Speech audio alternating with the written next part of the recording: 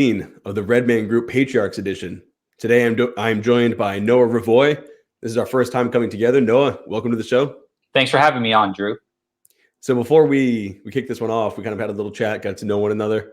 And I promise you, this is going to be an amazing discussion. I actually told him to stop talking because I thought he was going to use up all of his creative juices.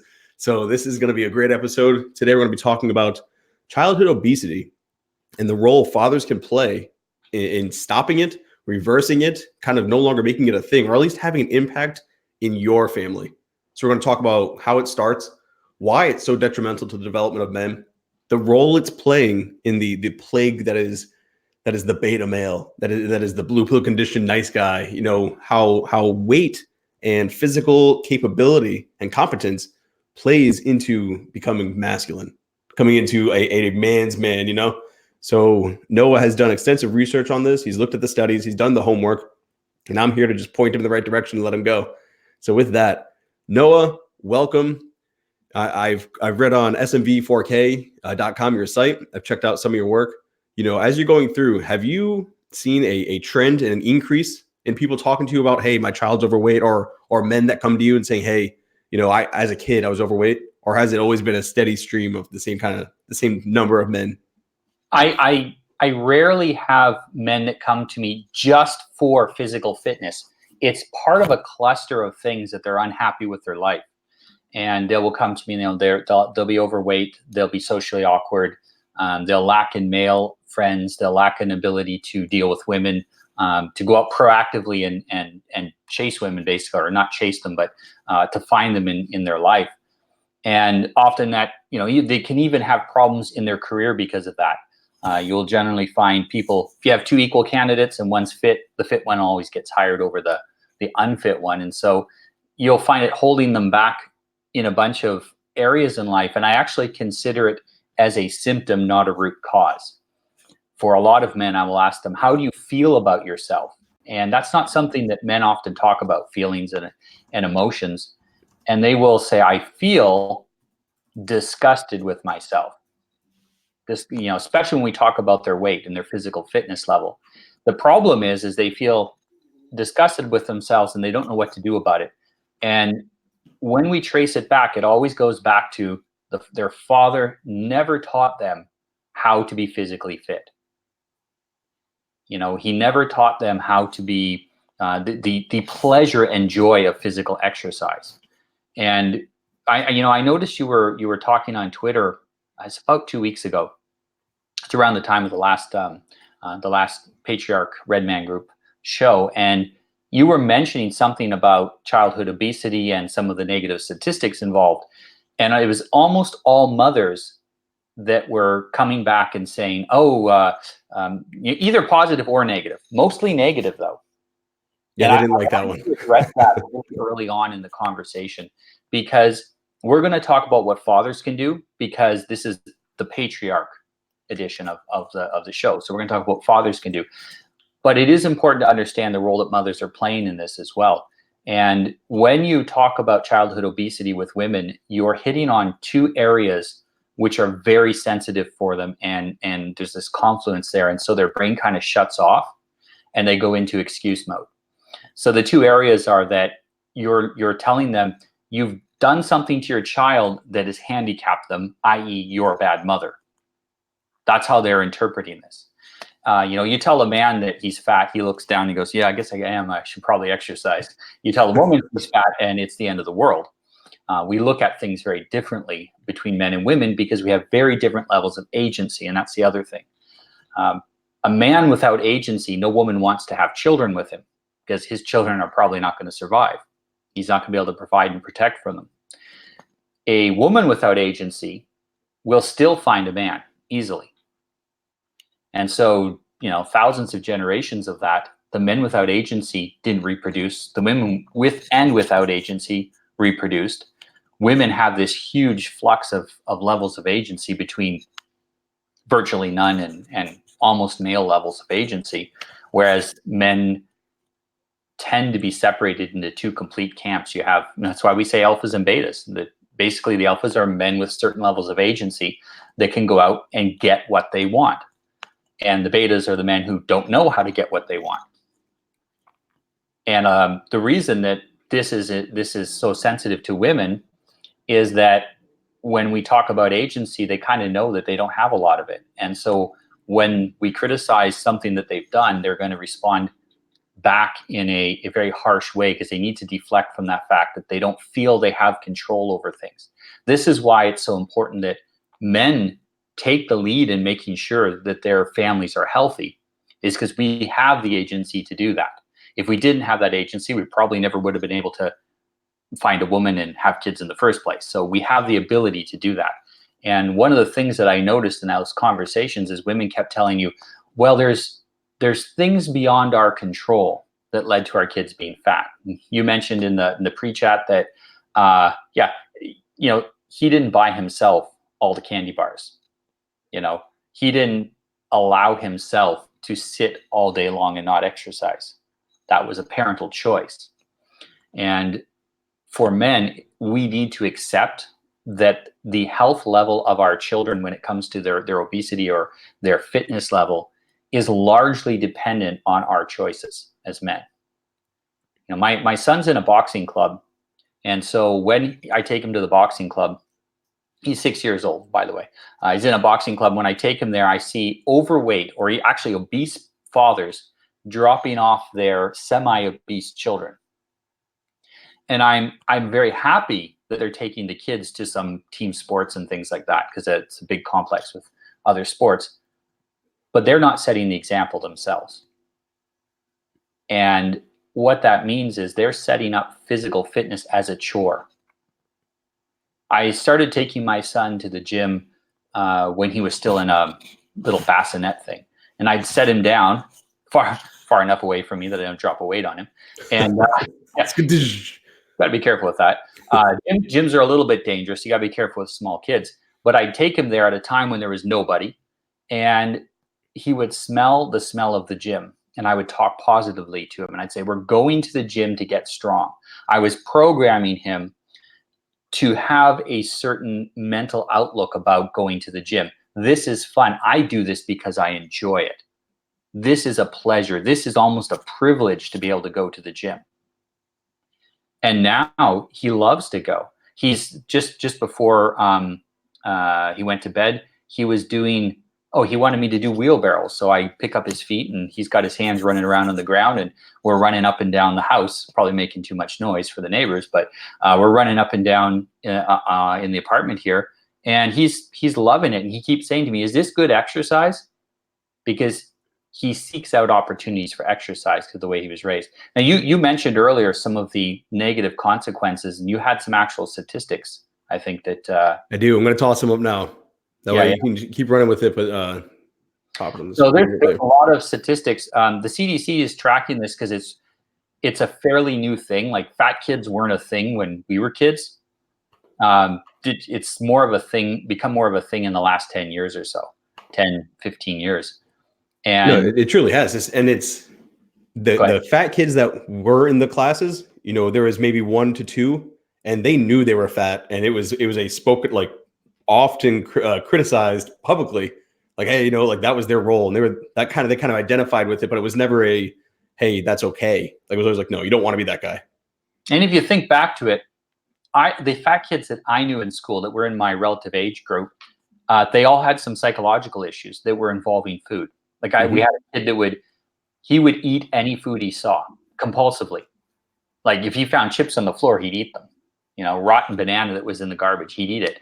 And it was a compulsion. And the other kids were actually encouraged to discourage him from doing this because we knew it was a compulsion. Nowadays, you're not allowed to criticize someone else's choice in what they're going to eat because you have to mind your own business while they kill themselves. We've become far more atomized than we were 10, 15 years ago. I'm 40, so I was in school.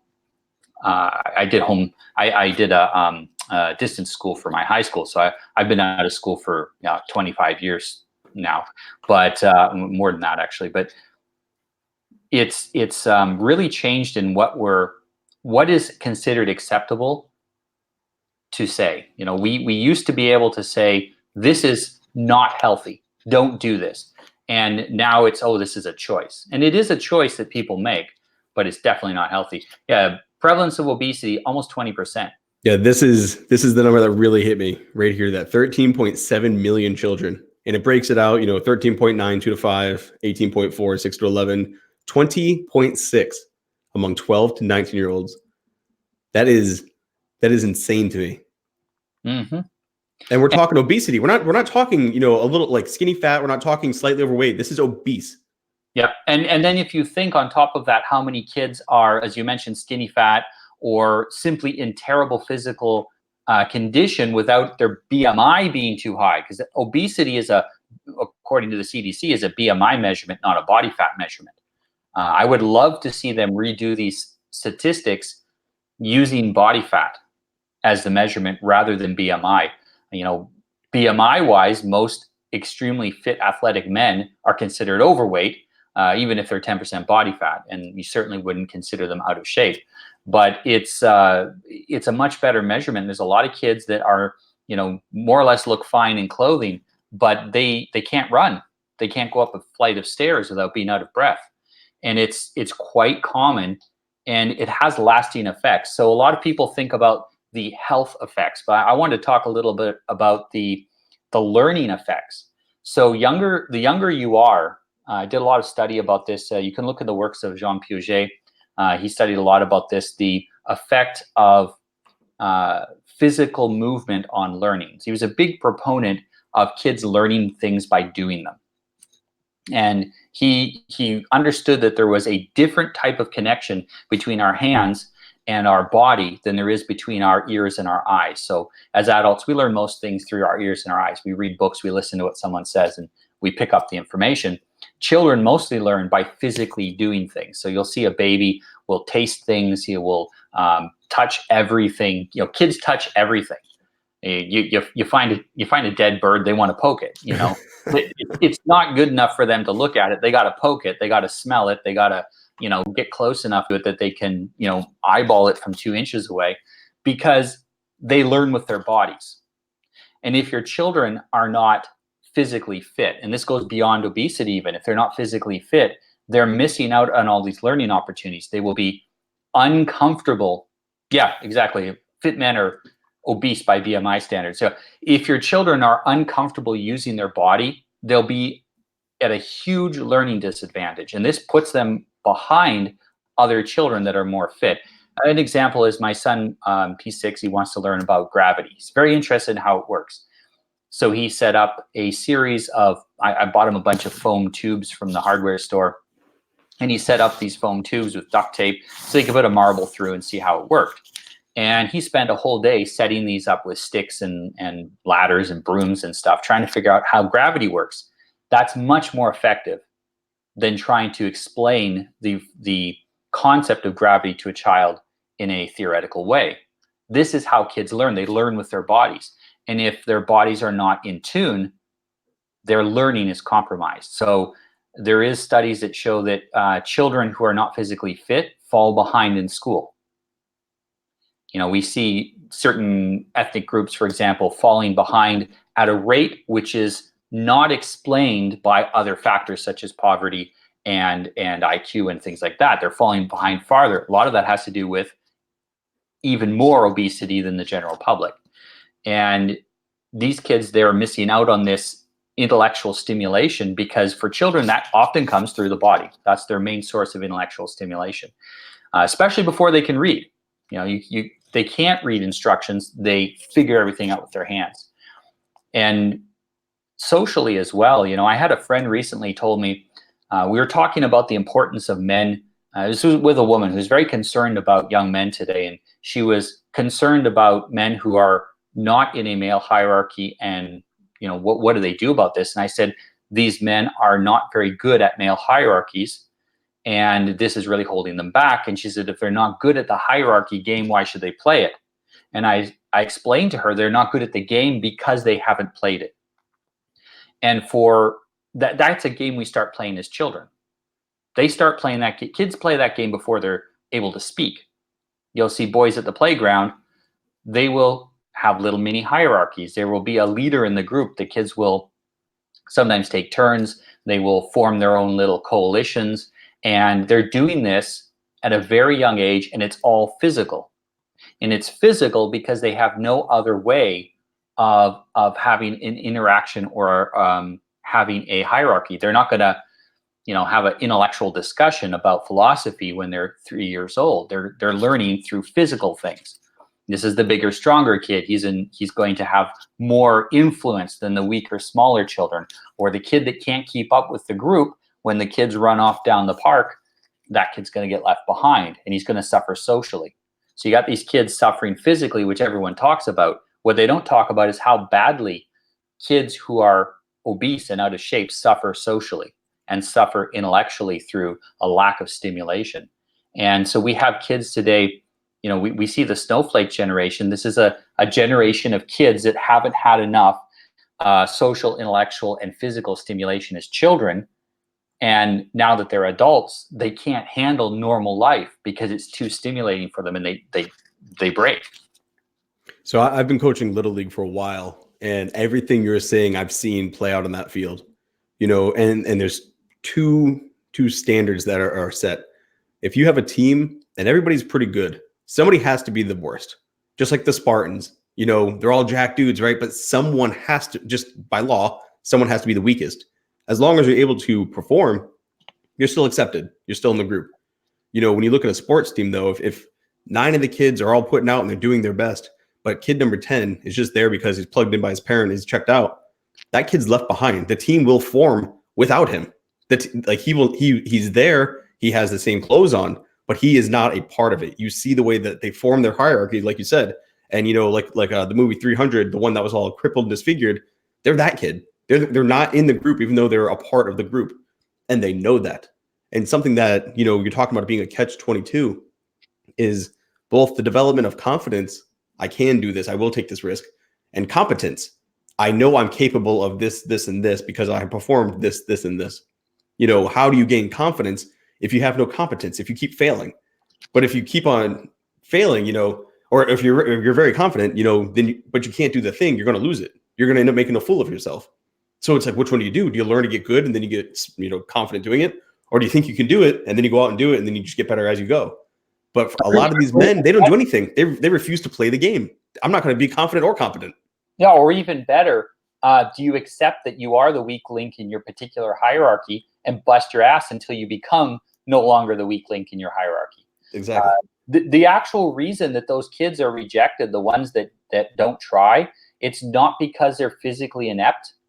It's because they don't try. It's because they disrespect the team and they disrespect the hierarchy. And they won't do that just in physical things in sports. If they don't learn to integrate with the team, they will never learn to integrate with teams. And even in their adult life, they're not going to be able to integrate with any team. They'll have friends that don't do anything.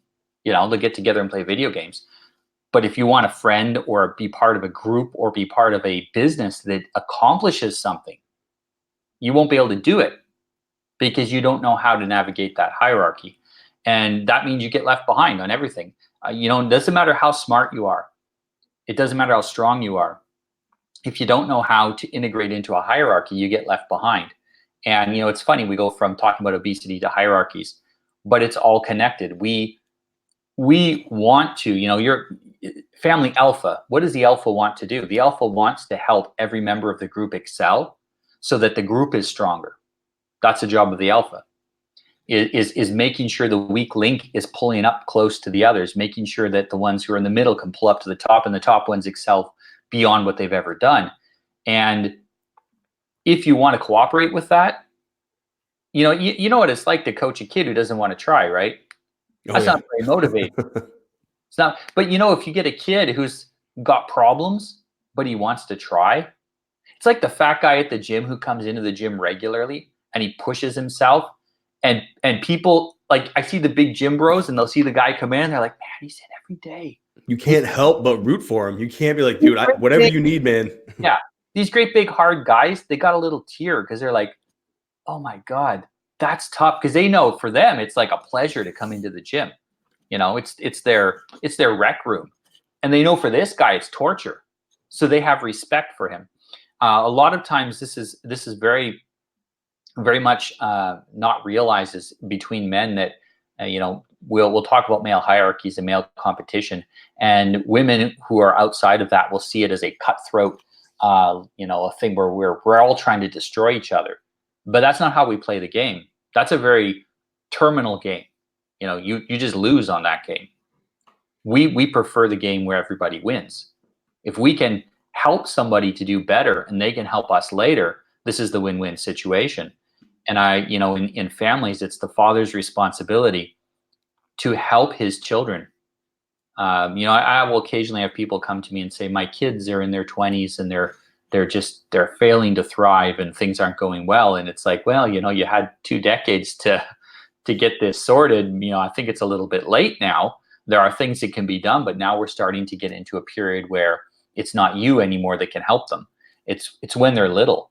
My son, the other part of this is how they develop their view of themselves, because children are very cognizant of the fact that they are a piece of you. They know, like my son said to me the other day, he says, okay, so I was made out of a piece of you and a piece of mom, and it went together, and he's trying to figure the logistics of this out. How are you made? He says, that means I'm going to have some things from you and some things from mom.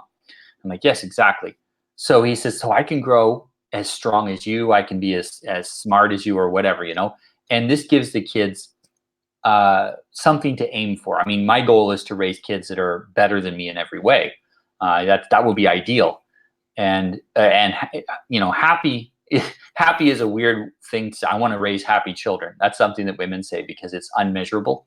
I want to raise kids that are measurably better than me in every way. And I figure they're probably going to be pretty happy with that.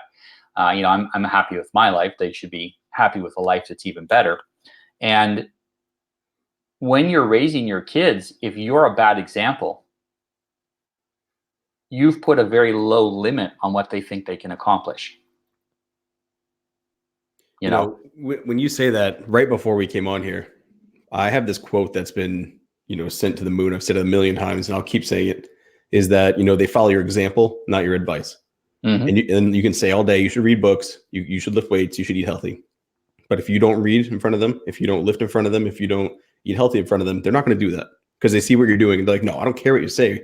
I'm going to be like you, And one of the reasons that there's not a panel tonight, it's just us, is because I really wanted to get all of this out. I don't want to bounce it between different people. I really enjoy your perspective and, your insights on this.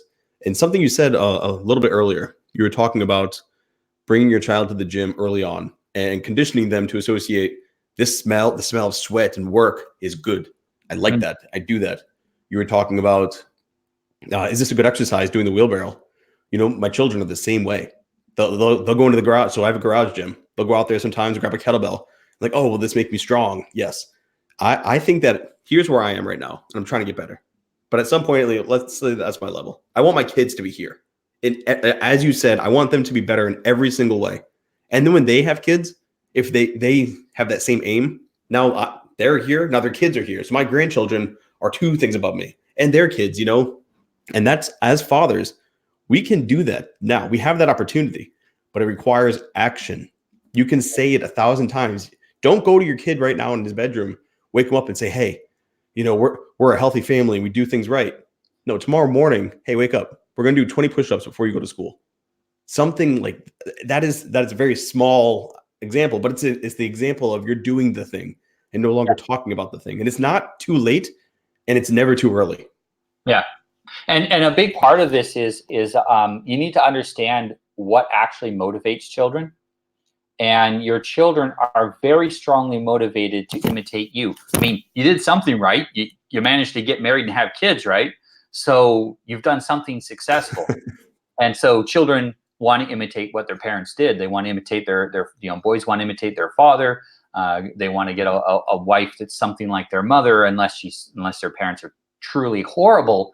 They're looking to imitate what the parents have done. And even when the parents are horrible, they'll try to imitate the good parts. And use that as a motivation. I've seen people say, oh, you got to eat your vegetables. I know the vegetables are disgusting. They're gross, and I hate them too, but you got to eat them. You think the kid's going to want to eat them? after you talk about them that way, you know, if you go to the gym and you bellyache about it all the time, the kids are going to pick that up. And their attitude will be, the gym is a chore, like, you know, brushing my teeth that I have to. Nobody brushes their teeth because they like it. You do it so your teeth don't fall out. If they have that attitude about going to the gym, you know, brushing your teeth is 5 minutes. Going to the gym takes at least an hour. They're just not going to do it. That's too hard. Things will get in the way. It's funny. I had a guy today. He asked me how I got my kids to read. Like, can you get your kids to read? And it like blew my mind because I don't get them to read. They read all the time. Like they want to. My son, I just bought him the third Way of the Warrior Kid book from Jocko, you know, and he's like super pumped. It's like Christmas, like somebody else getting like a video game. He's like, yeah, this book. And I had to pause for a minute because I'm like, look, I read with them. Like that's something we do. And even though we're not speaking to each other, he's reading, I'm reading, it's time together. You know, yeah. How do I get him to read? I read myself. And then he reads. It's as simple as that. Yeah, I'm reading the Conan anthologies right now. And while I'm reading it, my son, what is it? Can you read it to me? And I'm like, well, this is kind of more adult. He's 6. It's a little too grown up for him. And I'm like, well, this is a little more adult for you. But he's like, oh, I can't wait till I can read well enough. I can read, you know, adult type book, bigger person books. And I'm like, yeah, well, you got to keep practicing on your little books and then you'll get there. And I do it, the things that are healthy, the good habits, a big part of it is, this sounds strange, but you got to brainwash yourself into finding healthy habits enjoyable. You know, Arnold Schwarzenegger talked about that. He says it was never a chore for him to go into the gym. He said if it was a chore, he never would have done it. What he did is he told himself that the pain of lifting was pleasurable. The sacrifices he had to make, the hunger he would have when he was doing a cut was enjoyable. He would say, I like this. I like this pain. I like this soreness in my muscles. This is enjoyable. And he would tell himself that until it actually was joyful for him. We have to do that with a lot of things, and this is especially true for men. We often have to do things we don't want to do. That's part of life. And a big part of modern society is people deciding that if I don't want to do it, I'm not going to do it. And that leads you down a lot of really unhealthy pathways. If you're willing to do the things that need to be done, then you have to make them pleasurable for yourself. You know, you have to change your mindset so that the healthy habits are enjoyable. You just won't be able to keep it up. You know, my wife's about to give birth to twins. So for the next 6 months to a year, I'm hardly going to sleep, but I'm not going to stop going to the gym because the gym is pleasurable. If it was a chore, I'd be like, oh, I could save some time and energy if I don't go to the gym. So I'm just not going to do it. Don't do it for a year. It's pretty hard to get back in the habit of it again. So you have to change that perspective, and that will change it for the children as well. And you know, when the CDC and others talk about childhood obesity, they want to solve the problem usually with some sort of government program. You know, oh, there's childhood obesity because they don't have gym in school anymore. You know, that's ridiculous. You know, homeschooled kids are probably less obese than kids going to public school. The fact is that everyone wants a low agency solution. Everyone wants a pill or some government program they can send their kids to. You know, I send my kid to a boxing club because I'm not qualified to teach him how to box, but also because it's good for him to learn how to take orders from other men as well, so that he knows how to integrate into other groups that aren't just father, you know. But we have to do the hard work with the kids. We have to, and it has to be, we have to make it pleasurable for ourselves as well. And a lot of this, you know, a lot of people will tell me, I have no time to exercise. You know, I have had a lot of new fathers say this. I was just going to say that when you said you're going to be going to the gym, you know, with your wife having the twins, and if you didn't bring it up, I was going to bring it up because people are going to be like, how? You've got 2 newborns. How are you going to go to the gym? Like, what are you talking about? How can I the question? With 2 newborns, man, I got to get out of the house. Go insane. And I take my son with me. So part of it is kill 2 birds with 1 stone. So for, you know, I know a lot of women, they'll go for, say, a jogging with their female friends, and they get the social aspect in with the exercise. For men, I don't like to exercise with other people because I like to focus on what I'm doing. But I take my son and I'll set him, I'll give him a heavy ball and I'll say, lift this heavy ball up onto a big box 20 or 30 times. And he'll be doing that while I'm doing my squats or whatever. And that serves as father-son time, and it serves as exercise for both of us. I took him to the park today. We ran around for 2 hours. We had loads of fun. A couple of days ago, took him to the beach. We were digging in the sand. There was a great big rip tide. We were almost getting washed away in the rip tide. This was loads of slightly dangerous fun. And so I'm combining father-son time, parenting time, with exercise. And the reality is you can't have discrete times for everything when you have children. You have to mix things together. You have to do 2 or 3 things at the same time. You and your son are both reading. So you are spending time together, but you're both also getting the pleasure of reading. You're getting some relaxation time as well. And so you have to mix that together as a parent. You have to be creative. When I look at, and this is something I've been considering a little bit, I think I'm going to write a piece on it. It's that with the rise of fatherless homes, with the huge, where have all the good men gone? Where are the dads? You've seen that statistic rise, and you've seen childhood obesity rise. And a lot of divorced men, a lot of men who aren't in the home, one of the biggest things I've been calling for recently is to get over, your bitterness towards the ex, get over, whatever grief there is with that woman, whatever conflict there is, get over that for the sake of the child, to get involved and get them moving. Mm-hmm. Being the dad who's like, whatever, I saw them for the weekend and I brought them to the store and I bought them this thing. If you only have 3 days a week, if you've only got, 8 days a month, make those the most impactful times that you can. Don't just like plug them in front of a TV because you're happy and it's easy. Do the thing with them, even if you're not in the home. I know a lot of men on here or who watch this will say, well, my ex has the kids and she lets them eat whatever they want. Okay.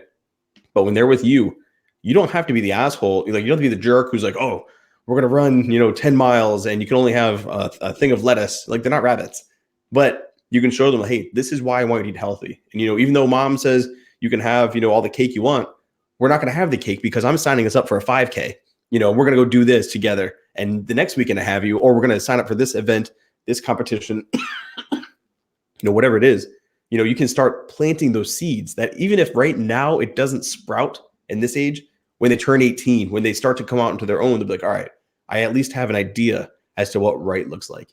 And, they may be suffering those preventable issues of insecurity with women, and you said earlier, I'm not sure if it was while we were live or prior to, but a man who doesn't know how to be a man and is not good at being a man with men, yes, can't be good with women.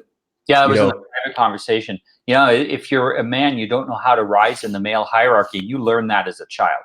That's not something you learn when you're a man.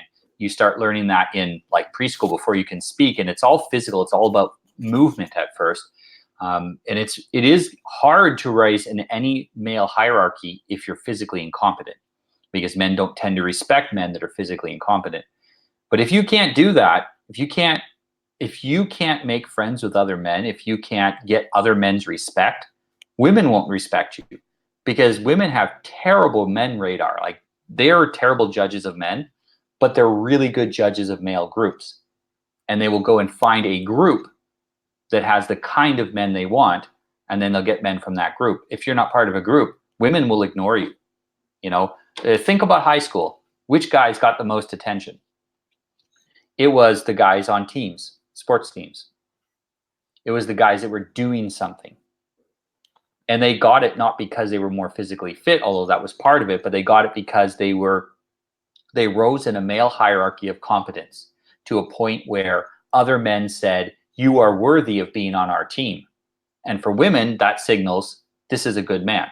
I don't know anything about men, but hey, if these other guys say he's good, must be good. This is the basic thinking that women have.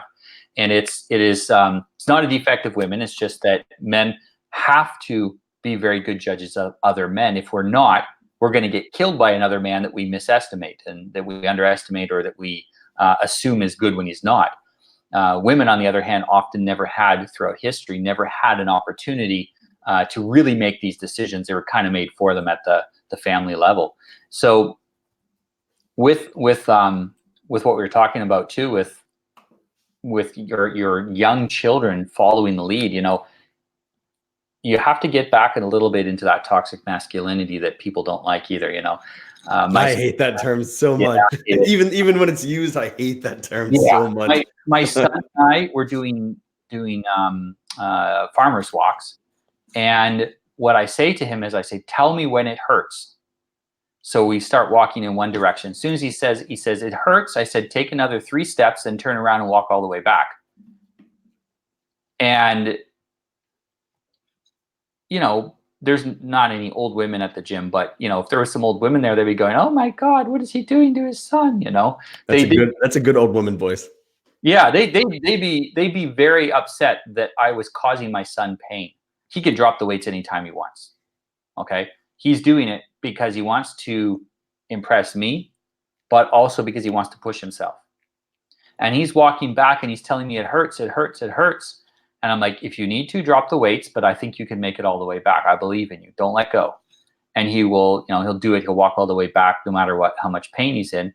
And then next time he'll go farther and I'll say, hey, you remember last time you only took the weights this far and this time you took them that far. You're getting stronger. And, take my son to the beach. I pick him up. We go out to where the waves are enough to scare him. He'll get scared and then he gets used to it.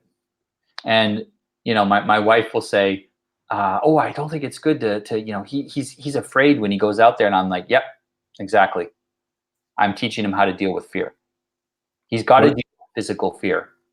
Because one of the guys in the chat, Eric, he called it voluntary hardship. It was like freaking nail on the head, Yeah. And we have to learn to enjoy that voluntary hardship. If we're always feeling sorry for ourselves when we suffer, the life of a man has a lot of suffering. And if we don't learn to enjoy that suffering and we complain about it all the time, we're never really going to be happy. The ethos of, you'll see this, the Germans had this, the Japanese had this, the ethos of if you're a man, you suffer and you don't complain about it. That doesn't mean you don't address the issues causing you the suffering, but unavoidable suffering, you take it on willingly and you be a man about it. And that's not popular nowadays. That's not even popular in some parts of the red pill community, because there's the idea to avoid all potential risks and suffering. Run away from all responsibility because it could cause you pain. And there needs to be a balance of that. Now, I'm not saying that men shouldn't seek help when they're suffering. That's not what it is at all. But there is unavoidable suffering, and there is suffering you take on voluntarily to accomplish a goal you have. And you need to learn how to bear that like a man. There's a reason we say bear it like a man. We don't say bear it like a child. And you learn that when you're a kid, and that's almost all learned in the body. And then the lessons transfer to the mind. So if your kids aren't out exercising, if they're not pushing themselves, you look at CEOs of big companies, most of these CEOs were involved in sports as children. Most of them are still physically fit. I have a friend, he told me, he worked at a major IT company that I won't name. And he said the way he got up in the corporate ladder was coming in at 5 o'clock in the morning and working out with the C-suite executives. They were all there at 5 o'clock in the morning at the company gym working out before the day started. And he says, you show up to do that and they go, hey, you're one of us. You can kind of fit in our hierarchy. Well, it's the new team. You're in the team now. Yeah, you're on the team now. And, kids that don't get that, this is not, we don't live in a primitive society where you can't keep up with the tribe, you just get left behind and die. But you do die genetically. I think you do die socially as well. It's the phrase, one of the worst things in the world is to meet the person you could have become. Meaning you meet the person that did all the right things and not the one that you currently possibly making the wrong choices. I think a part of those people, they do die. They become someone that's just subpar and they know it. Whether it's socially, they're less adept with women, whether it's they have fewer friends. You can't see the view from the top of the mountain if you can't hike the mountain because you're too fat, because you're too weak, because it hurt halfway up, so you stopped. You never learned to push through the pain, to go, like you said, the 3 steps. It immediately reminded me, we did a finish at the 50 where we ran around Gillette Stadium for the Patriots.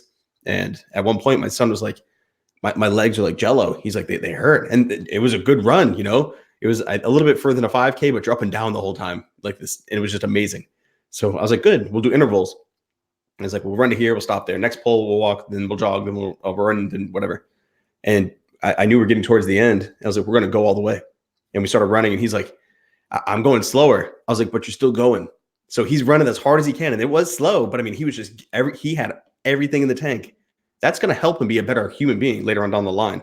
He's going to face a hardship. He's like, oh, well, this isn't as bad as that.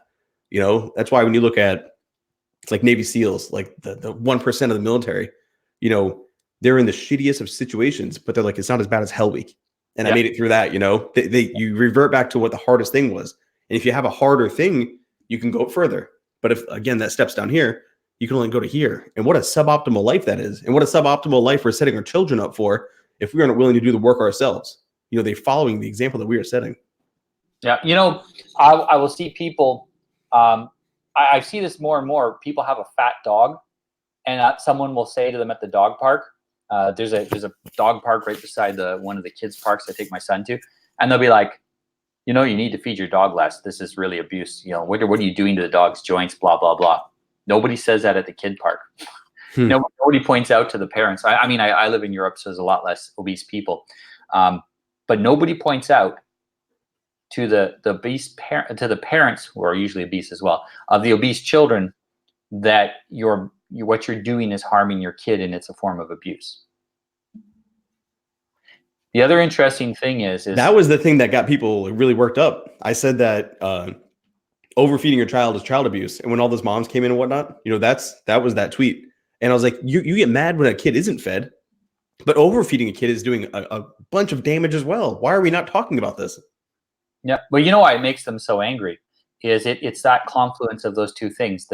You're saying to them that you're not a good mother, right? And historically, that was the only way that women really added value to society, was through motherhood. So you're literally saying you have no value. It's kind of like saying to a man, you can't earn money or fight, so you don't exist. Yeah, the one thing you're supposed to be good at, you're failing at. Yeah, you're like, damn, like that's my only purpose. It was gestate, breastfeed, and then raise them till they're 7, and you failed. So you literally don't deserve to die, to live. And then that's how they're feeling like. That's what it feels like to them when we say that. The other thing is that, as I mentioned before, the agency is, we're saying to them that this is within your realm of control. You can't plead that it's outside of your control because you're the one in charge of this. And almost all of the arguments were, but what if some outlier caused my kid to be fat? You know, what was it? One of them ran a gym, and like 3 out of her 5 kids were obese. I could not wrap my head around it. The other one was talking about it's not as easy as that. I was like, it is as easy as that. It is as easy as that. If you just don't want to do it, everybody. And before we came on, the way I was trying to spin this episode, I don't know if you saw the description, but it basically said it's not doctors or pills that are going to change this. It's fathers. Now let me step back. I said fathers because this is patriarchs. I'm a man talking to a man, 2 men, but this is parents. Mom and dad playing a role here. Mom and dad both have a role. Mom can't be sitting there pounding, you know, like Evolve Phil.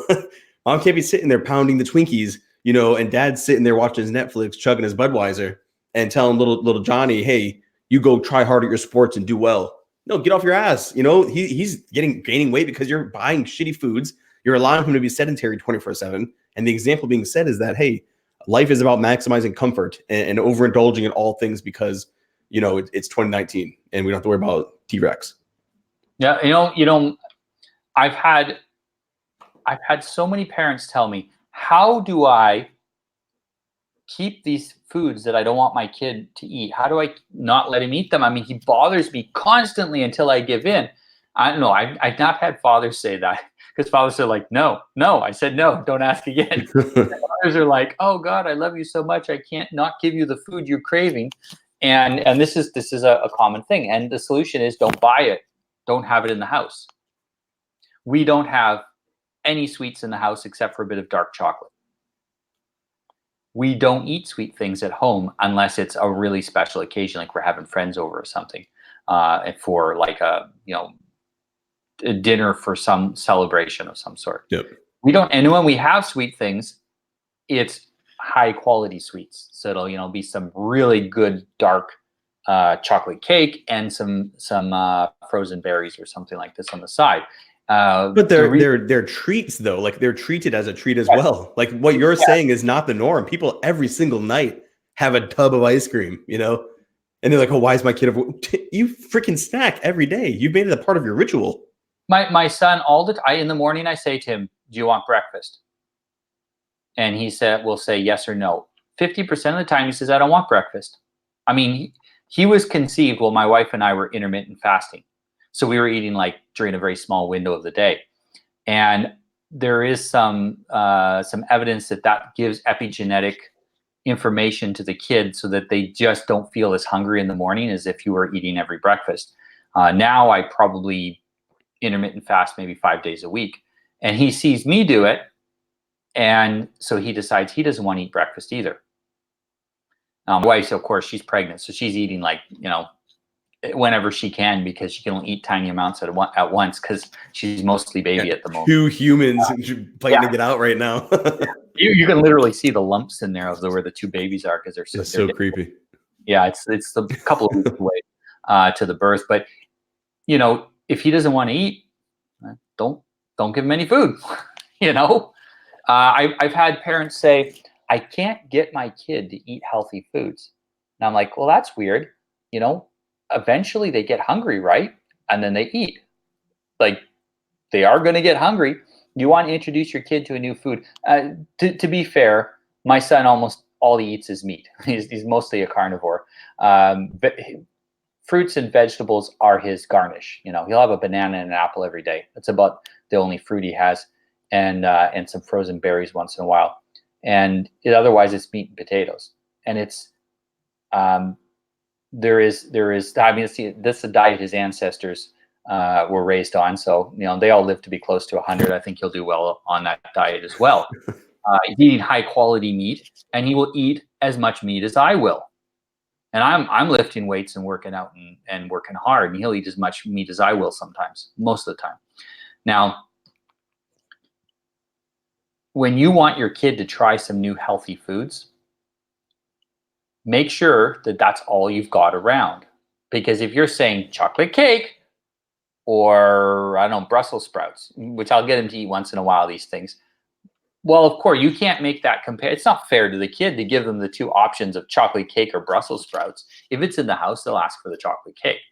So you make sure that's what they got. You let them get hungry. No kid is going to die from missing a meal.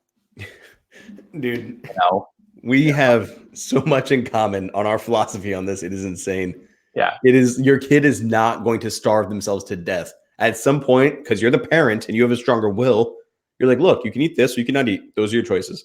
This is not a McDonald's. You're not going to have it your way. You can eat this or you cannot eat. That's it. My son says to me, "Can I eat a chocolate bar?" I'm like, "Sure you can. Have you got money to go out and buy it?" No. Well, okay. When he said to me the other day, because he got on this cycle, if I make enough money, I can buy as many chocolate bars as I want, because chocolate is his cocaine. He just he craves it like it's an addiction. And now all we give him is the dark 90% chocolate. So if he ever tastes the sweet stuff, it'll be even worse. But he loves chocolate, and he says, "I can buy as many chocolate bars as I want." And I'm talking to him about it, and I said to him, "How if you could buy as many as you want, how many would you eat?" Oh, because he says, "I could buy 1,000 chocolate bars." And I said, "How many would you eat?" And he thinks about it and he goes, "If I ate that many chocolate bars, I'd get really sick." He says, "I don't think I'd eat much more chocolate than I do now." I'll give him a tiny little square like this, more or less every day. And a little dark chocolate's good for you. So he says, "I probably wouldn't eat any more than I'm eating now." So he's learned moderation. When he goes to his grandma's house once in a while, and she will ask, "How many cookies can I give him?" And I'm like, "Would you even listen to the number if I said?" Grandma will give you as many cookies as you want. And then my son says, "How many cookies can I have?" And I said again, "Will you listen?" "No, I'm going to eat whatever I see." "Okay, fine. Eat whatever you see." Then he's sick. Gets sick from the cookies. And I say to him, "How do you feel from eating all those cookies?" "Oh, I feel sick. Oh, I'm going to puke." I'm like, "Do you think you'll do that again?" "No." This happened 3 times total when he was like 3 years old or so. And now when he's offered an unlimited supply of cookies, he has 1, maybe 2, because he understands moderation. Um, the problem with a lot of approaches of parenting is we either believe we have no control or we believe we must be dictatorial. The reality is our job is to train children.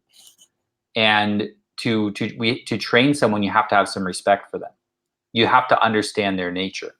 We have to understand the nature of our children. I mean, we have to, as fathers and as husbands, we have to understand the nature of our wife and our children and anyone else that we're responsible for, and understand, if you're an alpha, you have to understand how to help those who you're responsible for lead the best life they can, to get the maximum performance that they can get out of themselves.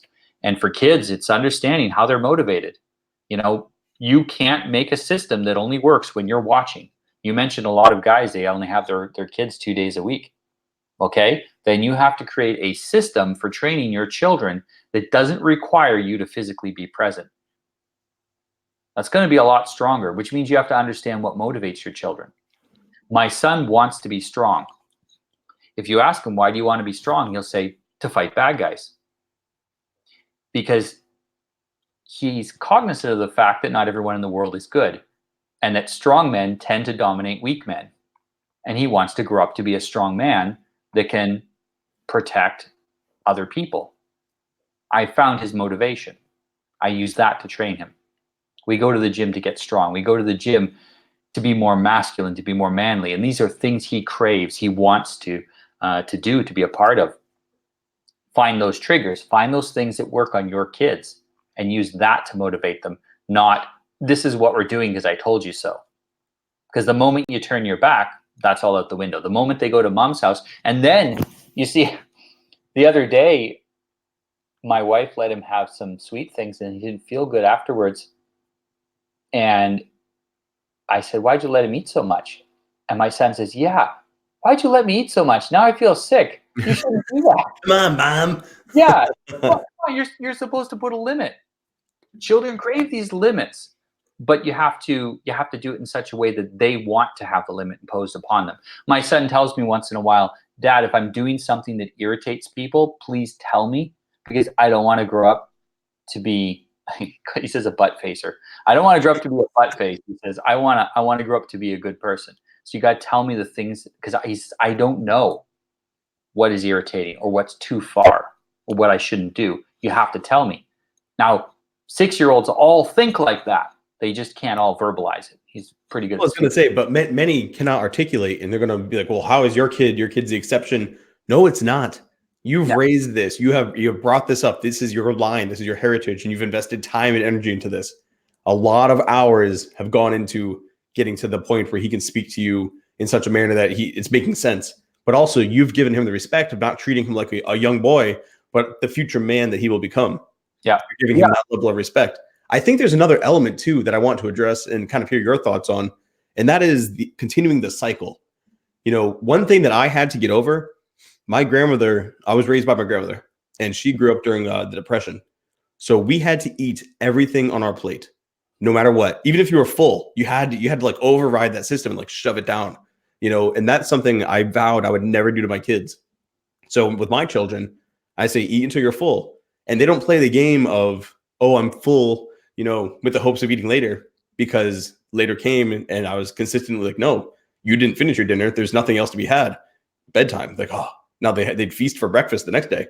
But they learned, I eat till I'm full. And if I'm really full, that'll carry me through the night, you know, and I don't make them finish the plate. I can't tell you how many times my son has said, or daughter, can I just finish X?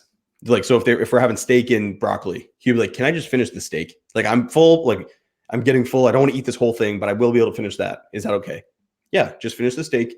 You know, don't worry about the broccoli. We'll put that away for later or whatever, you know, but I don't make them finish the plate before they can leave, because I want them to listen to their body. When you're full, you're full. Just because my dad and my grandmother had it a different way, I broke that cycle. And when you see not poverty, when you see obesity, you know, that's like a cycle. Poverty is also another cycle people get caught in. But with obesity, you know, the fat grandparent makes the fat parent, makes the fat kid, makes the fat. Somebody has to stop. So I don't know if you've had people tell you like, oh, well, I was brought up this way. Okay, but you're educated. You have the world at your fingertips. My grandmother didn't have the internet. She had like gnawing on chicken bones because there was no food like the next day. Take a look at pictures of people before the Second World War. They all look like they're starving. You know, They were. my family was generally very meaty, strong people, lumberjacks and stuff like that, and up in the Canadian wilderness, and people living off the land, and So you got that strong beard. Yeah, a great big lumberjack beard. And they were, the guy with the red flannel shirt and the axe, but they were not a hipster. They were the real thing back before it was popular as a fashion. And they were all, when you're in that environment, you got to eat as much as you can. And if you look, everyone's got this like line where their cheek is sunk in because they're lean. You don't see a lot of shirtless pictures because people didn't, even at the beach, they didn't uncover, but they're probably all got a six pack underneath there because they had to work hard to survive, and food was very, very expensive compared to today. Calories are cheap now. Go to McDonald's and for $5 you can get more calories than our ancestors would eat in a day sometimes. And we don't do anything. Our ancestors were busy for 5 or 6 hours a day of intense work, and then probably another 5 or 6 of medium intensity. They were going, and they were doing this. Their problem was getting enough calories in them, and our problem now is restricting calories. So it doesn't matter how you were raised. If you were raised in the style before calories were cheap, you were raised in a style that's not optimal for today. Yeah, I think it was Ryan Stone who said we're possibly living in the first time in human history where you have to intentionally go out of your way to feel hardship. You can tap your phone inside your climate controlled room and have food brought to your door by tapping that little device. And then you go into the next day, your climate controlled box to drive to a climate controlled area to type on something for a little bit while sitting down the whole time. Then get back into your climate controlled box, your car, to sit and drive back home where you sit and you eat and you do nothing. You sat all day in a nice temperature that is controlled, and at no point are you feeling any sort of discomfort unless you intentionally fast. Then you feel hunger. Lift, then you feel pain. All these things. Like, you have to go out of your way to hurt, because if you don't, you can live a whole life without feeling anything, which is horrible because you don't appreciate success, beauty, and love without feeling pain and hurt. Before I ever do a public speech, I never eat. So if the speech is at like 2:00 in the afternoon, I don't eat till after the speech. The hunger, the hunger that you get from not eating, that you get the hunger physically, but you get that mental hunger too. And it makes you way more intense when you give a public speech. You go from, I am boring, speaking in a monotone, to like, you're almost angry. You're like, I got to kill something and eat it. And that intensity really ramps up. It's good for an interview. It's good for public speaking. If you've got a job presentation, I wouldn't suggest, if you've never fasted, fast just that one time. But get used to fasting and learn how it affects you psychologically. It builds up your creativity. It's wonderful for, like, you want to go out on a date with a woman. Don't eat anything all day long. Just eat at that's your first meal, is the dinner with her. You're going to come there. You're going to be, of course, you're not going to be all bloated because you haven't been overeating carbs all day long. And you're going to go there and you're going to act like twice the man you are because you're hungry. And when you get hungry, all your male aggression, all of the things that make you a man kick in, because we got to go out there and kill something because, we got to eat. And that's thousands and thousands of years of selection for men who, when they get hungry, they get aggressive and go out and get what they want. You have to be able to leverage that kind of stuff. You need to know how to leverage yourself. I find it very interesting when, like, let's say I go out with family and we're working on something's going on and we can't eat. And these guys who are like manly men, when you watch the movie, they're like, I'll be like Rambo, I'll be like the guy who saves the day. And it's been like 3 hours and they haven't eaten. And they're like, oh, I'm starving. I'm like, you're not fucking starving. You don't even know what starving is. You don't know how to deal with hunger. Like, a lot of men don't understand how to be hungry. They just think like they have to eat. Like, no, like you should feel that. Like you were saying, the mental clarity, the best things I can write, I do so in that state. It's when you hit that, to me, it's like that 30 to 36 hour window. I'm like in the zone. You know, if I go that far, like you feel mentally light. It's hard to describe unless you felt it, but it's like a light, like everything's working efficiently, you know? And I definitely could see how that would work for public speaking.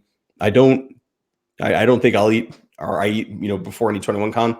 I usually fast until the dinners and then I'll feast with the men, you know, that night. So I completely agree with that. But I also think that there's an element, and this goes back to pain. And maybe this goes back all the way to the beginning where we're talking about not knowing how to, you know, work around the male hierarchy, is when you're feeling discomfort of how to like just deal with it. Like right now, if a lot of young men, as they come up, they skin their knee, somebody is sprinting to them to be like, oh my God, are you okay? And like growing up, my grandmother would say, rub dirt in it. And my children, that's what I'm like, look, you're fine. Yeah, that hurts. Walk it off. Like, I don't care. My son got hit by a pitch the last baseball game, and everybody like ran to him. And I was like, get up. And he's okay. Like I knew he was, it hurt. Yes, it hurt. It left a pretty gnarly mark. You can see the stitches. It's pretty cool. But I was like, take your base. And he's on the first base coach. I'm like, how are you? He's like, I'm okay. I was like, make him regret it by running the bases. And he's like, yeah. But like he channeled it from pain to fuel, you know, and now he's like, I'm ready to go. I think that's missing. I think that element of being able to be okay, being in pain or discomfort, you know, feeling it, I think that element is missing because it's like washed out of us. They never developed that skill.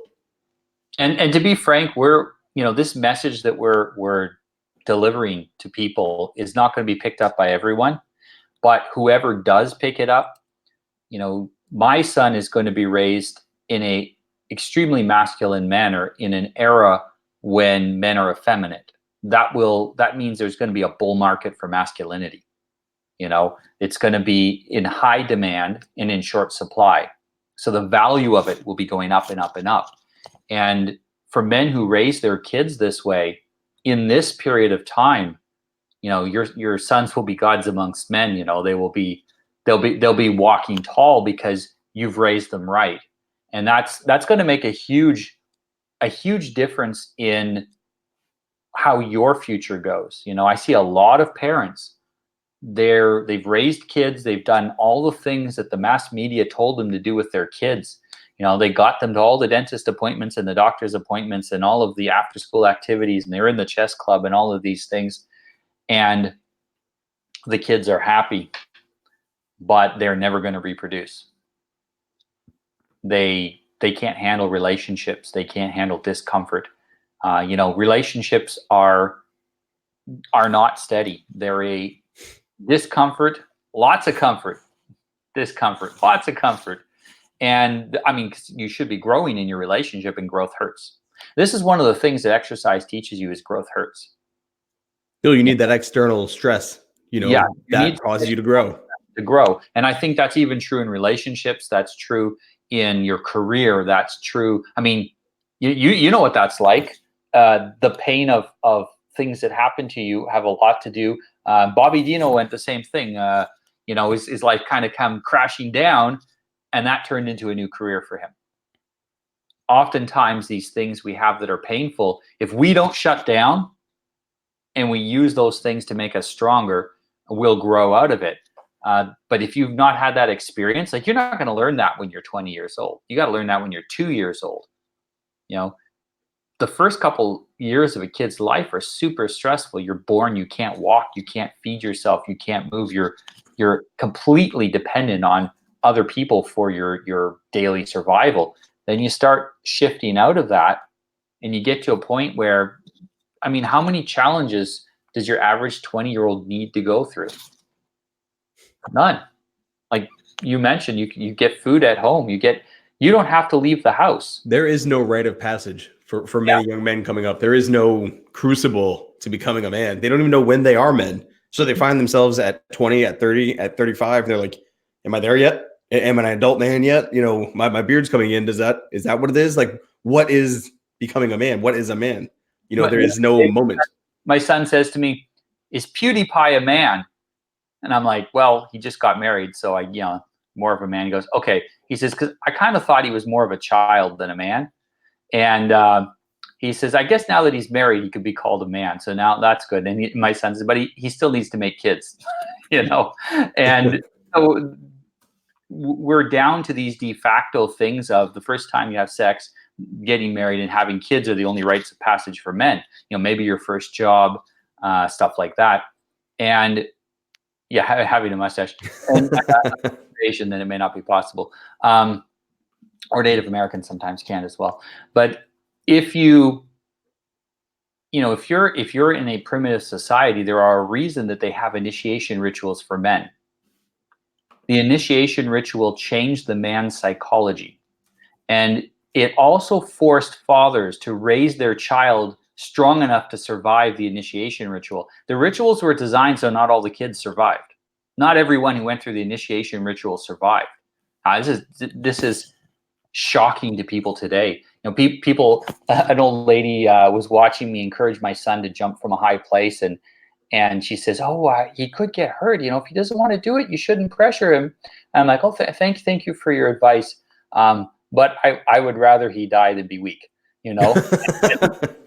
Now that's a quote. Yeah, and of course she's a bit shocked, but I'd rather my sons die than be weak, because if you put them through the things that make them strong, they will live, they will have children, you will have grandchildren, you'll have great-grandchildren, your line will continue. If they are weak, they will not reproduce. Reproduction used to be not optional. Everyone had kids.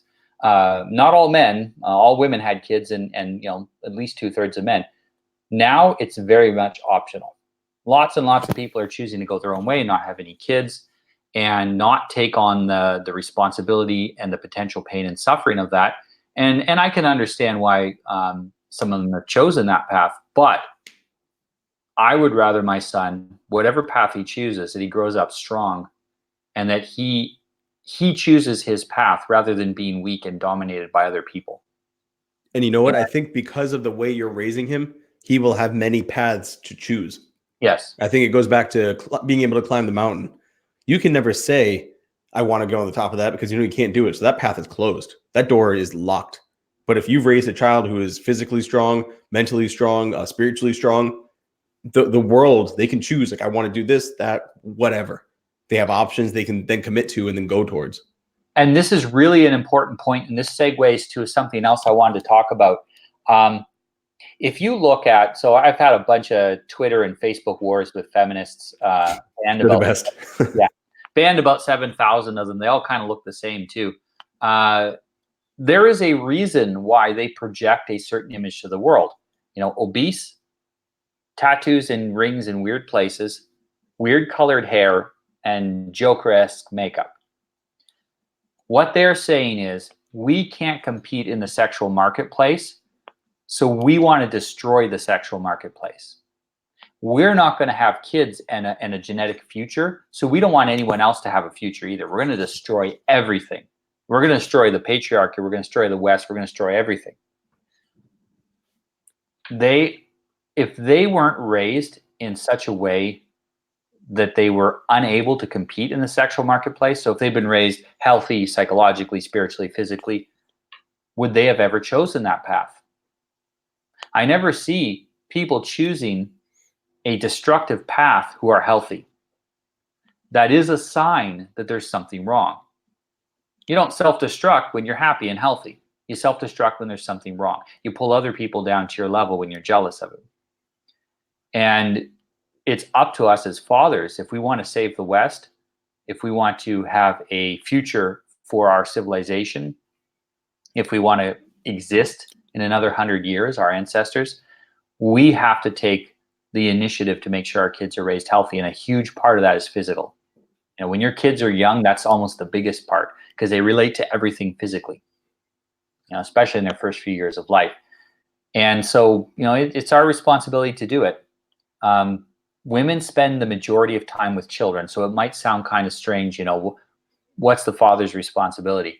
It's our job to take the lead. It's our job to make sure our wife understands these things. You'd be surprised how many women today, they don't understand how to administer a diet for children, you know? It's not that they don't want to do it, they don't understand and they're embarrassed to ask. It's kind of like a guy, asking, how do I have sex with my wife? I don't know how to do that. Dude, I get that more often than I want to admit. Yeah, yes. It's fine to ask your coach questions like that. It's true. But, a woman to say, I don't know how to feed a child. Yep. She's kind of, I'm useless. That's what it sounds like to her. And it's difficult for her to ask that. And so as the father, you have to look and go, okay, I understand. Maybe you don't know how to manage this. This seems like it's very, very stressful for you. What can I do to help? I have some ideas. Here are some cookbooks that have healthy recipes for kids. Maybe if, talk to some of your female friends who you are doing a better job of this than you are, and they can help you out, and take the lead in helping your wife to fulfill her duty as well. It's kind of like you've probably seen that meme where they have an umbrella, and I think the meme originally started off as the umbrella was Christ, and then husbands, and then wife, and then the children underneath. Even if you're an atheist, substitute Christ for the principles by which you live, and that is your job. That in a family with children, you're very much focused on that hierarchy. You as the father, you have to take care of the wife who takes care of the children, and of course, you have to take care of each other as well. But to a large extent, that's what it is. And if she's struggling with that, you have to help her. Women have a really hard time saying no to their sons. It's very, very hard for them to do that. My son understands how to get anything he wants out of my wife. That's why he got sick off all those sweets. Yes. Well, part of it is he instinctually knows how to gain women. And a lot of that is understanding women, just the natural understanding of female psychology that some men seem to be born with. He understands that. He understands the things that I've told him about how to negotiate what he wants in the world. And when he uses it on his mother, it's unfair because she loves him, wants to, and it's a typical, I'm living in Portugal, so my wife's Portuguese. The typical Portuguese mother wants to overfeed their kids because the country was very poor for a long time and they didn't have food. So the reflection to that is that they overfeed them now. And so I have to help her, and I have to help her have the discipline to say no to him. And it even comes to a point, like I said to her, if there's any candies to be given out, make sure you ask me. I'll manage that. This way, you don't have to say no to him. You can say, go ask your dad, and I can say no. And that takes it off. There is this old thing that dad's the bad guy and, mom's the good one, and dad will be the one that says no all the time. And if you have to play that role, you have to play it. The kids will understand it. My son has come to me and said, thank you for setting boundaries and limits. He said, I don't know when I'm being irritating. I don't know when I'm doing something unhealthy. Thank you for setting those boundaries. They will appreciate that. My son wanted to do something, and I said, no, he shouldn't. He can't do that. Wasn't a good thing for him. And he starts to cry, and he says, you're ruining my life. And I'm like, I hate you now, and this type of stuff. And he was just having an emotional day because, he's a 6-year-old and they get exhausted and they have weird emotional days. And I gave him a hug and I said, I'm okay with you hating me for being a good father, because I know that one day you're going to figure out that what I'm doing is for your own good. So he was silent after that. Well, a little crying, but silent after that. Then after I let him go, he walked away, and about 20 minutes later, he comes back and he says, I'm sorry. He says, I don't hate you. He says, I'm just not feeling very good. I wasn't feeling good, and I think I need to eat some food. He was hungry too. He was hungry and tired. I think I need to eat some food, and you were right, and thank you for giving me a limit. Now he's 6 years old, and he's figuring this out because of the conversations we have. But kids will figure this out if you're the father. You're going to have to take the lead and make these decisions. You're going to have to demonstrate agency to them, especially if you're the father that only has them for 2 days a week. I think too, A, he has you in his life. He's got you there to provide that example. But B, we talk about the father being the authoritarian. in my family, I'm the, like you said, all fathers should be the bad guy, because we're the Yeah. ones who are like, look, here's the line, you crossed it, now we got to enforce. There are consequences to that decision. But we're also the ones that are going to run out in the mud with them. We're also the ones that have that, like, that's still a boyish energy. That we maintain that childlike wonder for the world, that wants to explore and conquer and climb. My kids, like, I'm the one who throw them my shoulders. I'll run and jump in the water with them, or jump off the roof into the pool. Like, that's dad. Mom's not doing that. That'd be crazy. But dad, he's Especially when she's pregnant. yeah, doing a backflip with twins into the pool. Maybe not Yeah. the best decision. I don't know. I'm not a doctor. Just saying though. So Well, there's go what ahead. you're describing is the basics of any relationship. If you look at the relationship like a bank account, you got to make deposits if you want to make a withdrawal. If you want to set a limit for someone, you have to earn the right to set that limit for them. That includes with your children. If you haven't earned their love and their respect, and then you set a limit on them, who are you to do that? If you're not, you say to your kid, you have to eat healthy, while you're crunching a bag of chips, you're eating a bunch of Cheetos, telling your kid they got to be healthy. If you're not earning the right to tell them what to do by setting the example, then they're going to see that as hypocrisy. And for children, the worst thing they can see is their parents being hypocritical. And I've had a lot of, because almost everyone that needs coaching has some issue with parents. Otherwise, I'd say, go ask your dad these questions. Why are you asking me about women? Go ask your dad. Why are you asking me about this? Go ask your mom, or whatever.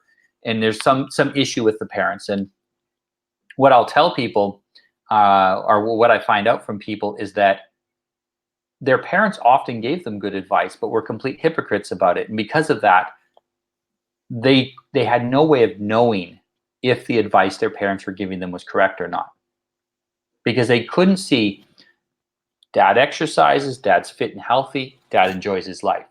Maybe I should do these things as well. Yep. They couldn't see it, so they don't know if the advice is bullshit or not. They can't tell. They have no basis for knowing that. And I think the other thing is very important is my wife and I, we don't associate with people who have an unhealthy lifestyle. We don't associate with addicts. We don't associate with people we don't have role models around our children that are unhealthy. Yep. Whatever that happens to be. And that's not just physical, that's emotionally unhealthy as well. And so my son doesn't just have my example as a man for fitness. We go to the gym. We'll go to the gym and we'll say, hey, look, that guy's really strong. Oh, well, did you see what that guy just did? Oh, man, look at, I have a bunch of pro athletes train at my gym, and like, oh, do you see the flips that guy can do? And so we'll go there and we'll have other role models in areas that are, like I can't do backflips. So we'll take someone else backflips, and he'll say, oh, that's amazing what that person can do. You could do that too if you wanted to learn how to do it. And so you have to make sure as a father that all the people that are around your kid are setting good examples. That means if you're a man, like, are your friends fit? Are you the only fit one in your group? Probably not, because generally groups tend to associate with people who are like them. So encouraging your friends to get fit as well. A lot of men are very isolated. They don't really have male friends. They don't hang out with them. If you're a single dad and you got your kids for the weekend, why don't you and a couple of your guy friends go out hiking in the woods? You get time with your friends, you get time with your kids, you get physical exercise.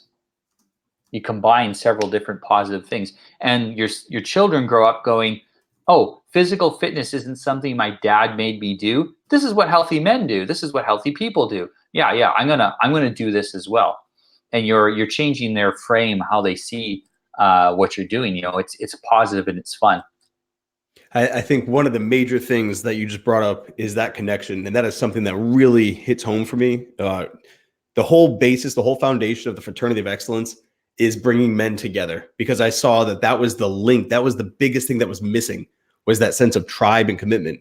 Not when I say commitment, I don't mean like committing to the tribe. I mean committing to yourself and maintaining standard of performance that keeps you a part of the group, because the group will leave you behind if you don't keep up.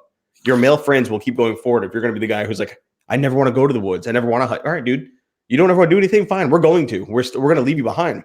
So when you look at, the way the men are coming together, the biggest thing they can do, especially when you were talking about the crazy colored hair, the crazy tattoos, the feminists that all have that same, what is it, physiognomy or physiognomy, whatever the hell that word is. They all look the same. A whole bunch of genetic rejects, basically. You will find men who will finally stand up and be like, I don't want to be a part of that group. I don't want to be a part of this tribe. I want to be a part of something better that's doing better. And that comes down to the person having standards themselves, but also when they were coming up, instilling those values. Right now we're talking to fathers. In the chat, one of the men, I was saying that fatherhood, this topic, what we're discussing right now, pushing back against childhood obesity, we're in a section of Twitter where there's a lot of young men, and the fatherhood population is smaller. We're not really in that huge market just yet. I mean, I think eventually that's going to explode, because we're going to find our way to drip into all the fathers who are like, oh, I am looking for better. But for right now, there's going to be a few select men who are like, well, what can I do? Like, they're that small group in the sphere that we're in. That's like, I'm ready to do some work. Like, I'm ready to take action. That is the biggest action you can take, is finding yourself a group to hold yourself accountable, because that's how you hold your child accountable. You fix you. It starts here. We were talking about childhood obesity, and you might think that, cool, it's about the child and making the child healthy, making the child. This whole time, I mean, I would say 90% of this conversation, while we're talking about kids, 90% of it has been on the father changing their mindset, or the parent changing their mindset. And that's how we combat childhood obesity. It's not changing just the child's diet. It's changing your entire approach to that child's diet. And then the child will follow you. So I really like that you kind of pinged on that. And I was thinking on it as you were talking, is that having a tribe, having accountability, having a group that will hold you to the real world you. It's cool to jump online and talk. That's really cool. I like meeting you like through the electrons. I would love to, shake the hand and make it official. But when you do it in the real world, if we were having a meal together, if we were out working out together, that's when you forge that, like, all right, I got to make sure I'm eating right, because Noah's going to see me tomorrow and his ass is going to kick my ass if I, keep slacking behind.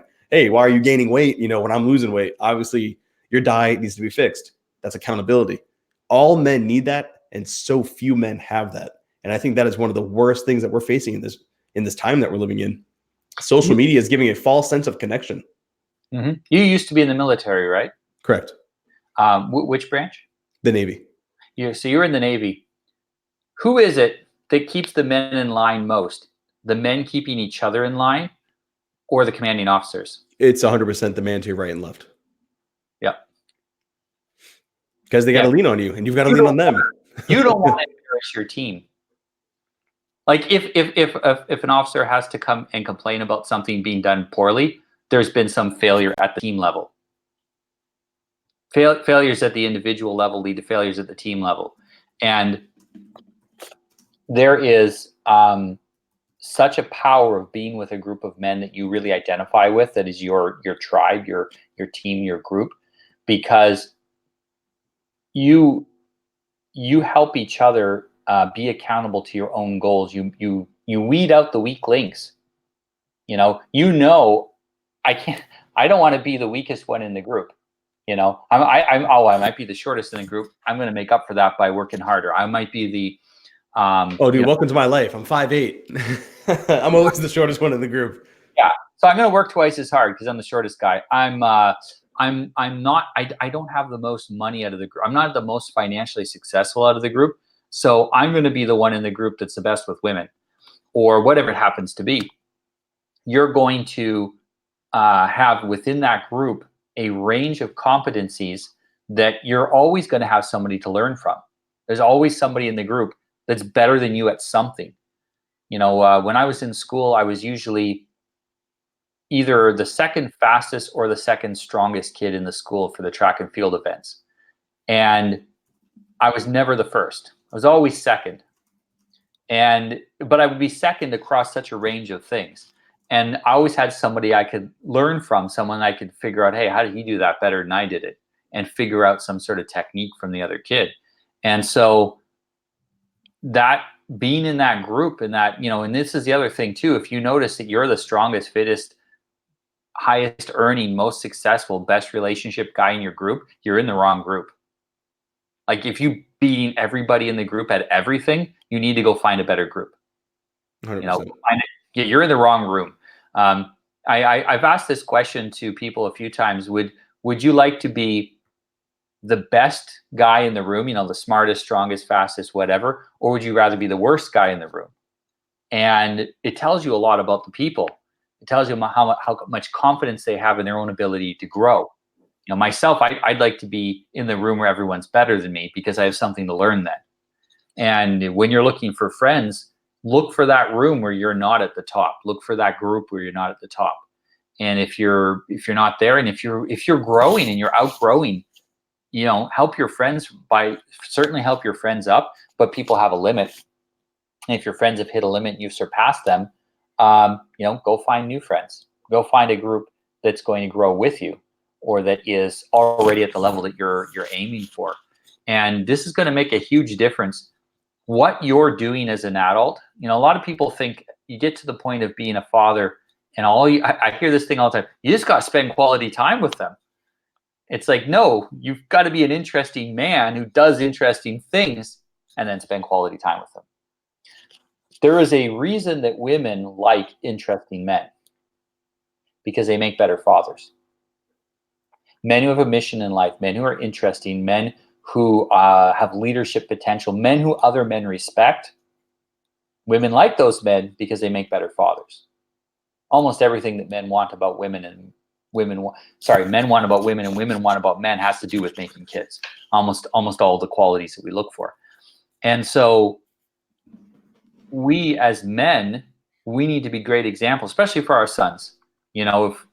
If we're leading a boring, humdrum life and all of our friends are boring and humdrum, we never do anything interesting, we never challenge ourselves, we're never uncomfortable, our sons will see that as the pattern to copy. And they won't be, they'll not be able to deal with discomfort. They won't be able to deal with unusual things. They won't know how to go out and make new friends. My son has seen me go out through the process of making a friend, meeting a person I never knew before, cultivating a relationship. He likes to sit in the corner and play Lego while I'm talking with my friends online sometimes. I got friends that live not that far away, but we'll sometimes just talk online so that they got little kids and I got little kids. So you can't always get together. And he's seen that process, how it works.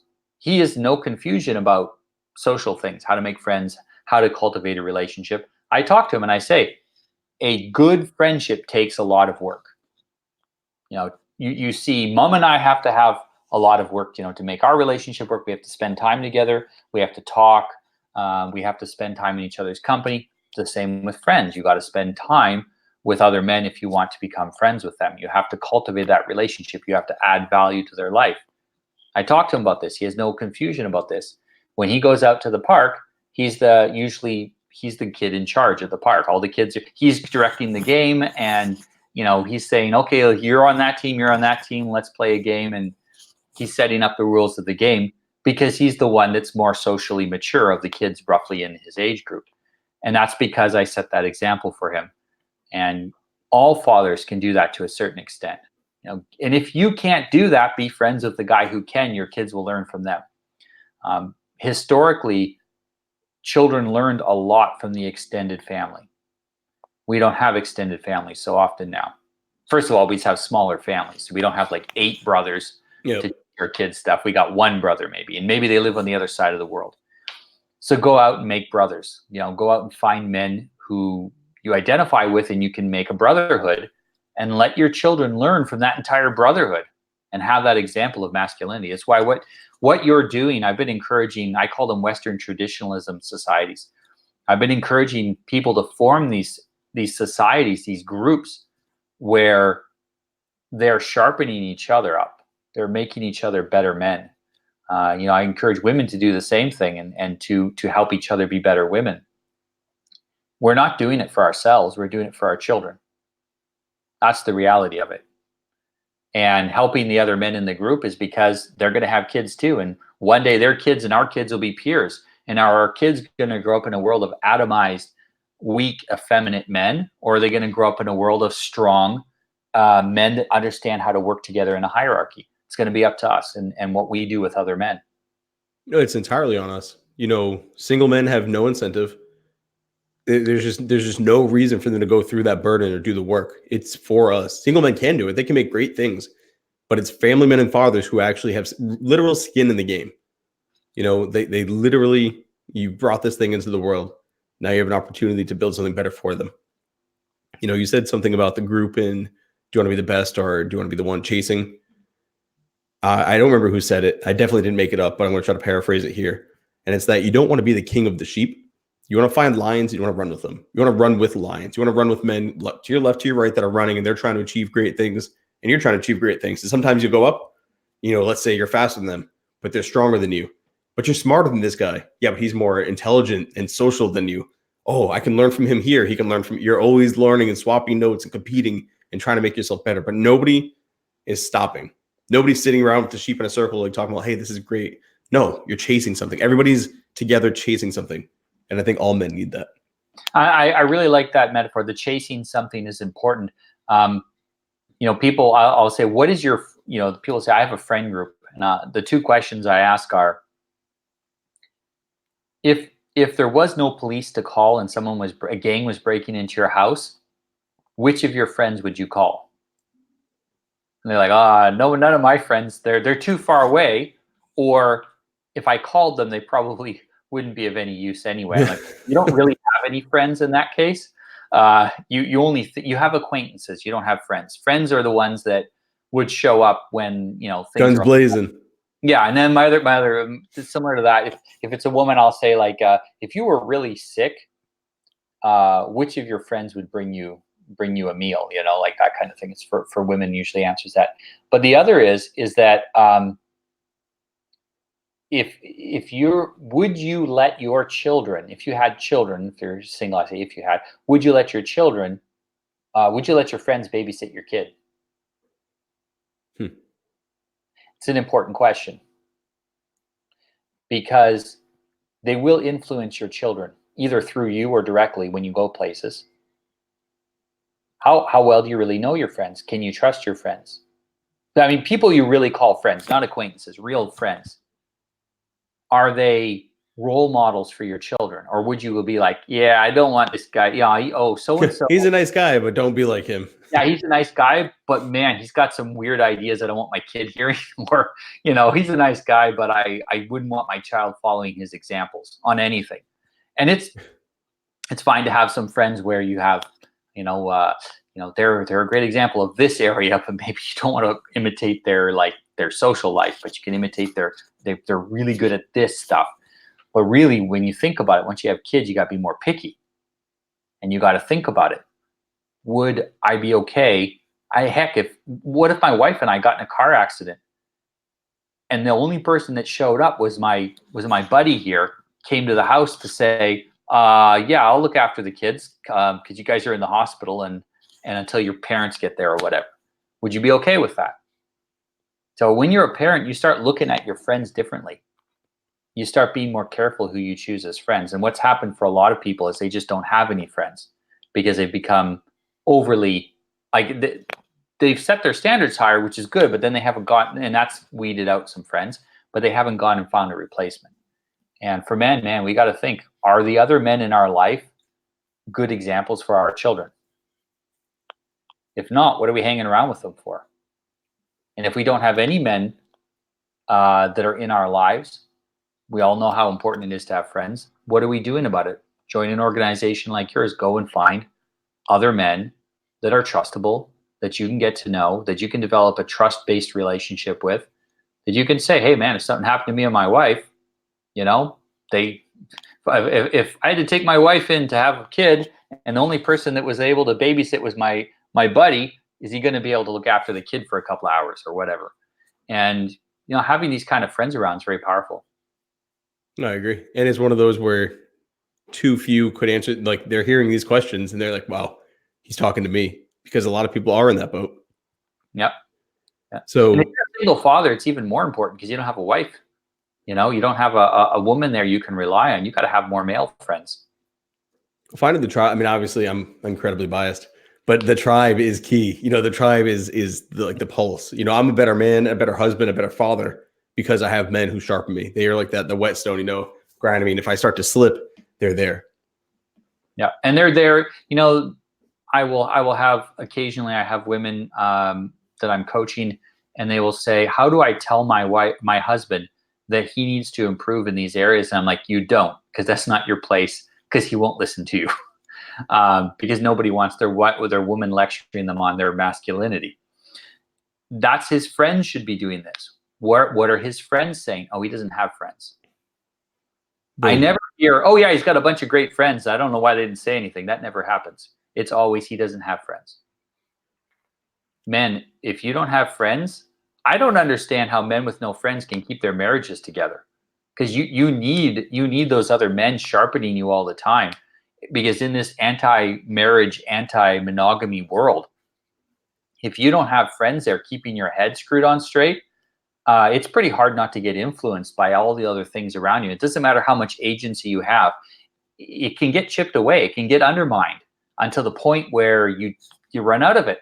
You run out of self-control eventually if you're not having it, reinforced by your friend group. Well, you need it. Exactly that. I mean, you start getting, wearing down. Not all of us are this self-perpetuating machine. And earlier in the episode, near the very beginning, we spoke about how men who don't know how to be men with men are not good with women. Your wife is a woman. No matter how much we give the title, no matter what, she's your baby mama. She's your boo. She's your lady. She's your love. Whatever. She's a woman at the base of all that. And men who are good at being men with men are good with women, because they understand how to be and how to be confident. And as you said, it's almost time to start wrapping this one up. So that's an hour and a half. So we're at hour 36 minutes. It says on the screen. We could have been with our family this whole time. We could have been sitting and not doing this at all. We didn't have to sit and have this conversation, but we did, because we are men who have a mission. We are men who are looking to make a change. We are men who have a calling, and there are things we do that are outside the family. There are things we do for ourselves, and hopefully things that help our fellow men. And that's one thing that, really stuck out when you were saying that, is that men don't have a calling, they don't have a mission. But when you do, you're so much better at being the role that you play. You're so much better at being a husband and a father and a leader and a man, because you have a calling. You know why you're doing what you do. You know why you get out of bed in the morning. And, for men, we were talking about childhood obesity, which is the topic today. Those children, the goal you have of, all right, I'm going to reclaim health in my family. That's why you get out of bed. All right, I'm going to start working, towards taking care of myself. That's why you get out of bed. You have a reason to get up and do. So if you enjoyed this video, if you enjoyed this show, understand it was put on by two men who intentionally came here. This wasn't an obligation. There's no reason for us to be here outside of our desire to do so. Your desire should be 10 times that to go and make a change in your life. We're sitting having a conversation, a great discussion, but this is your family. Don't just listen to this YouTube video and then go back to what you're doing before. We gave it all out there. We put it all on the table for you to take and apply. And it's that second part that so many keep missing, is applying the knowledge. Don't be a well-read man because you read 1,000 blog posts about how to gain women. Go talk to women. Well, the same thing is for your children. I read every statistic about childhood obesity, and I did all these things. And I watched this amazing video on Red Man Group Patriarchs. I'm a father. I'm a leader. I'm a man. Rah! But your kid is still fat because you're not doing anything. Help your child. Help yourself. No, it's been great talking to you, man. It was actually really nice to meet you and have this discussion. I'm looking forward. I won't be able to be there in Orlando in about a month from now, a little less than a month, a few weeks. Yeah, 3 weeks. Yeah, I won't be able to be there because that almost exactly coincides with when the twins will be born. So, yeah. I guess they take priority. I don't know. Yeah. I told my wife when I got back from Poland that I said, oh, yeah, I'm going to be middle of October in Orlando. And she's like, panic. She's like, okay. But that's when the twins are going to be born? I'm like, oh, yeah, okay. I'll stay home from that. It's good she was supportive of it, but I could really tell that she wasn't really keen on that idea. But no, it's men, get out there and apply this and talk with other men about it. For men, we don't change quickly. I don't know if you've ever coached women. Coaching women, no. They change about 3 or 4 times faster than men. The difference is that they'll also change back again. Like, you'll have a discussion. You think you've come to a conclusion. They'll apply it. It'll be good for 2 weeks, and then it goes all the way back to where you started again.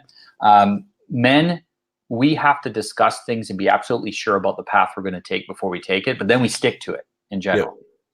So part of what you can do to reinforce, if you're a man and you have responsibilities that you're struggling with, like, helping your obese children or your unfit children to get fitter, is to talk about it with other men, to talk about it internally, think about it, and focus on this for a little while. Think about it for a while, what you're going to do, and give it enough time that it changes how you're thinking about it. It changes your frame. Once your frame is changed, you're going to follow through on it. That's awesome. Couldn't set up. I mean, it can't be said any better than that. Once you've committed, go. Just do the thing. What right is. Now you've got to decide, all right, am I going to go? Am I going to jump? Am I actually going to do this? And then when you do, just run with it. When we talked about our step and then our kids, then our grandkids, you're the first step as the father. You make it happen. You go, everybody follows. Noah, thanks for coming on. You're welcome. Now I got to sleep. It's 3 o'clock in the morning here. Oh, geez, man. Get some good rest. For everybody who tuned in, make sure you're supporting the show's sponsors, the ones who are supporting men. You have Tate's War Room. The link is below. Those guys are getting after it. You've got the Fraternity of Excellence. If you use the code RMG10, you get 10% off. I promise you what's going on inside there. Real work, real results. You can't ask for much more than that. People are changing their lives. And then you have Tactical Soap below, code RMG10, get you 10% off your order. Guys, all of these groups, all these things that are sponsoring, Noah, myself, all the men that are coming on these panels, we're doing so because we're looking to make a change. That requires you on your end to apply the knowledge. So again, if you enjoy what you learned and you heard here, take it, apply it, run with it.